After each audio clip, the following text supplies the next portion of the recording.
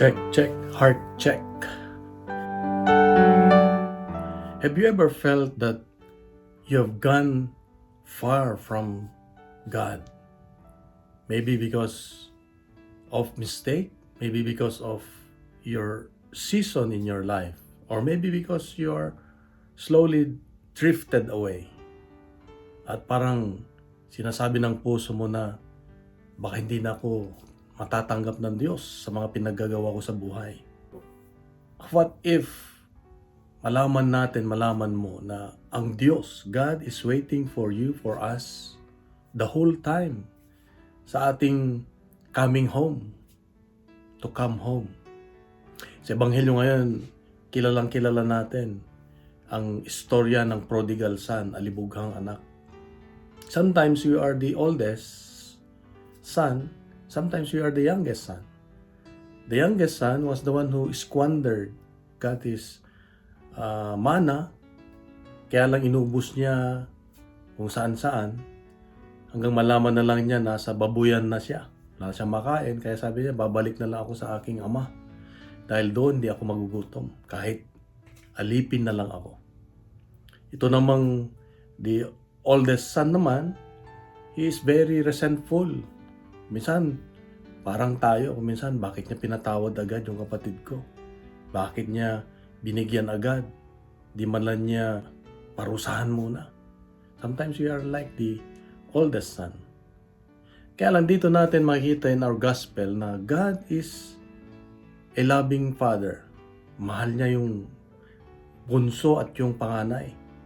Ano man ang nagawa nila. Ibig sabihin, mas malaki ang kanyang pagmamahal kaysa sa ating mga kasalanan.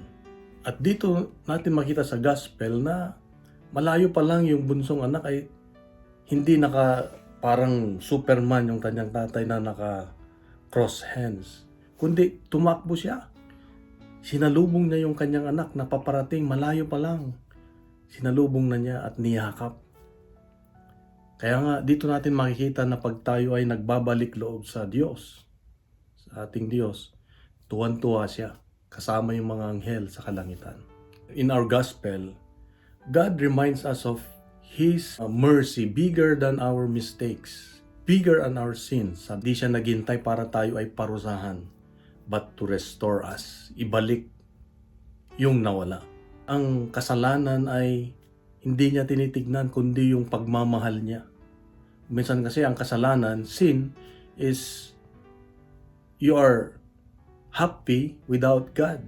You want to be happy excluding God. Yun ang sin. Ganun ang ginawa ng bunso. Gusto niyong kunin yung kanyang mana, maging masaya, pero huwag kang kasama tatay, ako lang. Ganun. Dito, makita natin na ang pagmamahal ng Diyos ay walang kondisyon, walang pinipili.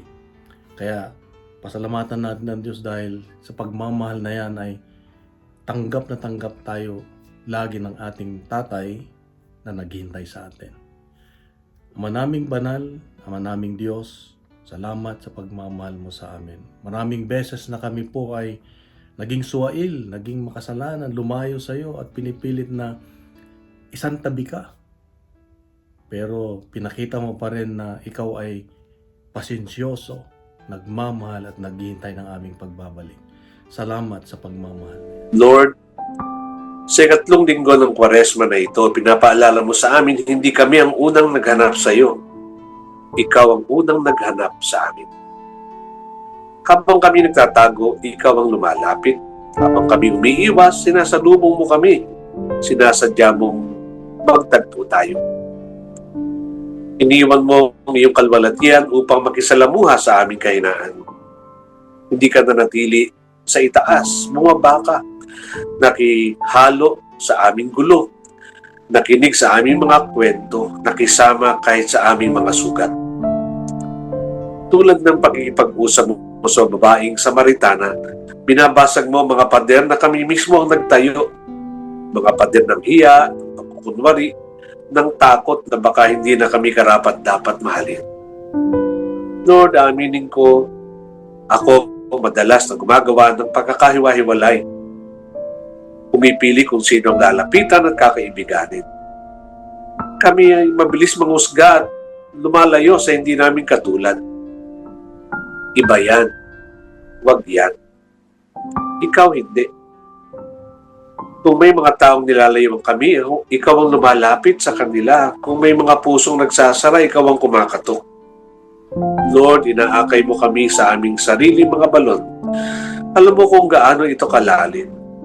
Alam mo ang aming mga kahapon, ang mga pagkakamaling paulit-ulit, ang mga relasyong hindi ayon sa iyong kalooban, ang mga lihim na hindi namin maipagtapat kahit kanino. Alam mo ang lahat. Walang nakatago sa iyo. At ito ang aming pag-asa. Alam mo ang lahat pero hindi ka umaalis. Hindi mo kami pinapahiya. Hindi mo kami tinatalikuran. Hindi mo sinasabing ayusin mo muna ang sarili mo bago ka lumapit sa akin. Sa halip, ikaw pa ang unang nagsasalita. Ikaw pa ang unang nag-aalok. Ikaw pa ang unang nagmamahal. Bakit, Lord? Bakit mo kami minamahal kahit minsan hindi na namin kayang mahalin ang sarili namin? Bakit hindi mo kami sinusukuan kahit kami mismo sumusuko na? Marahil dahil hindi ka nakatingin lamang sa aming kahapon. Marahil nakikita mo ang kaya pa naming maging. Nakikita mo ang bukas na hindi namin nakikita.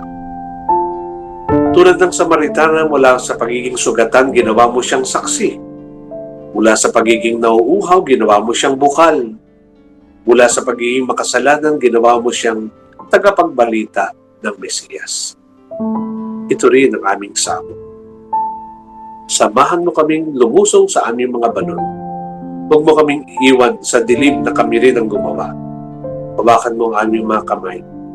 Kapag muli kaming nadudula sa dating pagkakasala, iahon mo kami. Hindi lamang mula sa kapahamakan, kundi mula sa lumang pagkatao. Turuan mo kaming maniwala na mas malalim ang iyong awa kaysa sa aming kasalanan. Turuan mo kaming manalig na mas malakas ang iyong grasya kaysa sa aming kahinaan. At kapag kami naiahon mo na, gawin mo rin kaming saksi. Hindi perpekto, hindi banal sa paningin ng mundo, kundi mga pusong nakaranas ng iyong habag. Lord, narito kami sa aming balon, narito ang aming kahinaan, narito ang aming buong pagkatao. Sa iyo kami nagpapasagip, sa iyo kami nagpapaligtas, sa iyo kami nagpapaahon. Iiwan na po nawa namin ang aming mga banga at dalhin mo kami sa iyong bukal na hindi natutuyo at patuloy na umaagos at umaapaw. Ito ang totoong makakatighaw sa lahat ng aming buhaw. Amen. At sumainyo ang Panginoon. At sumainyo rin. At pagpalain kayo ng makapangyarihang Diyos, Ama, Anak, at Espiritu Santo. Amen. Inilong ko lang po na ibahagi po natin ang ating daily reflection para marami pa po ang mabless, lalo ngayong Lent season. Para sa ating pagbabalik sa Diyos ay marami ang makakabalik. At punuin natin ng good news ang social media at gawin nating viral ang salita ng Diyos. Isang mapagpalang araw sa iyo at sa mga mahal sa buhay. Sa linggo ay magsimba po tayo. God bless and God is good.